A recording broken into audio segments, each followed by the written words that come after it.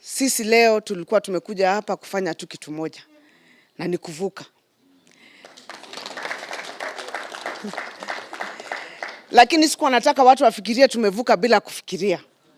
Nimesema tumeongea na wazazi, tumeongea na watoto, tumeongea na neighbors, wale watu ambao sisi tunahudumia kule chini mashinani, na wote wametuambia kuwa chama ni UDA na form ni na mpango ni bottom up, si ndio?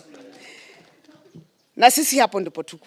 Tutasimama na wewe kwa sababu kiongozi ambaye anafikiria ati yeye ndio anaambia wananchi na sio wananchi wanamwambia, huyo ni kiongozi ambaye anaweza jipata mahali ambapo unakuwa mtu irrelevant. Kwa sababu wananchi ndio wanaamua. Na wananchi wameamua UDA kwa sababu wamesikiza, wakaona mpango wa bottom up utawasaidia kuwatoa mahali ambapo wako, iwapeleke juu kidogo kiuchumi.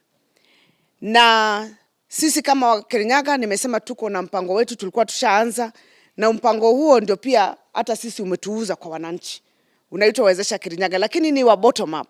Unasaidia wananchi huku chini kwa ukulima na diversification ya vile ukulima ambao wanaofanya. Kwa hivyo sisi ni kukushukuru sana kwa kutukaribisha, na tuseme tuko na wewe, tutaenda ground.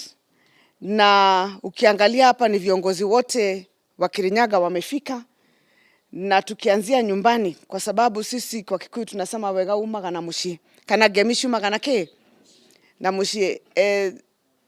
The good things start from home. Tukianza kwetu, tunajua tutakuwa tumeenea mpaka maeneo mengine.